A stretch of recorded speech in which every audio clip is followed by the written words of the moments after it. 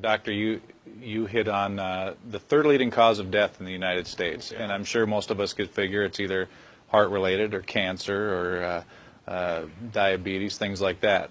Can you clue us into what that is and why?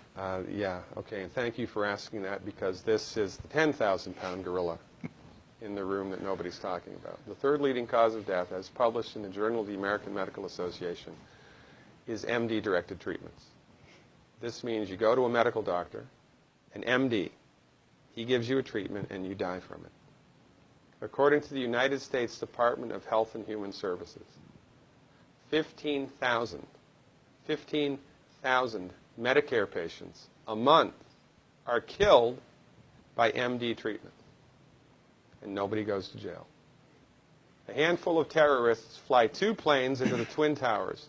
3,500 people die, and we go to war. But 15,000 people a month are killed by medical doctor treatments, and we don't bat an eyelash.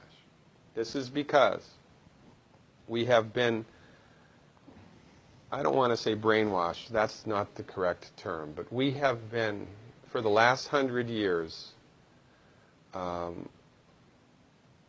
of led into this false belief. You know, I think it was Marcus Welby that started it, that the medical doctor is king and knows everything about everything. And really, you need to just shut up and follow your medical doctor's advice. Most people in the United States have no idea at all of the history of the evolution of medicine in the United States. In the early 1900s, it was a relatively level playing field between the chiropractors, the osteopaths, the homeopaths, and the MDs. In 1915, 1920, there was something called the Flexner Report. The Carnegie Corporation funded this man named Abraham Flexner. He went all around the country, and he went on stagecoach and train and horseback. This was before the interstate highway system, right? It took Flexner 5 years to do this. He went all around the country and did an inventory of all of the medical schools that prescribed drugs. He brought the list back to the Carnegies, who owned drug companies, and then the Carnegies and the Rockefellers gave millions of dollars of free money to the medical schools and hospitals in the United States that were prescribing drugs.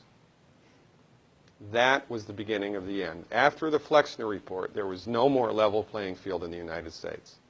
And the MDs started a juggernaut that's taken off. Most people in the United States think that the predominant medicine here, MD-directed pharmaceutical medicine, we think that those guys are top dog because their therapeutics are better than the homeopaths or the naturopaths or the chiropractors. It's not. They're in the driver's seat because of political and financial coalitions that were built at the turn of the century that most people have no idea of at all. And it's a gigantic problem. And I mean, it's crazy, right? It's the third leading cause of death. And yet, when the government makes noise about messing with people's insurance, everybody freaks out. Mm-hmm.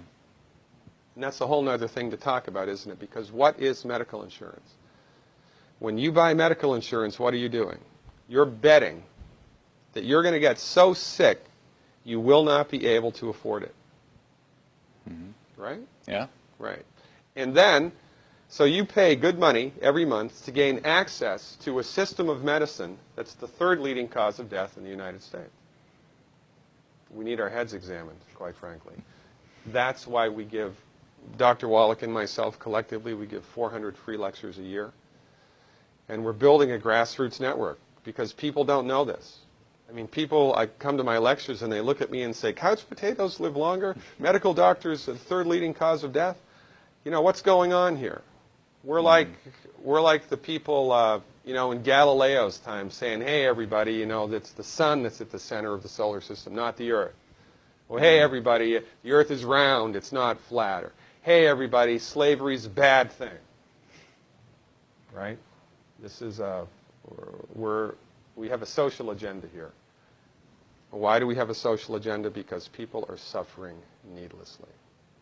You wouldn't believe, as God is my witness, you would not believe the things that I've seen people recover from in holistic medicine. The body's ability to fix itself is remarkable. And most of the time, all that the body needs to do that is the raw materials that it needs to do that.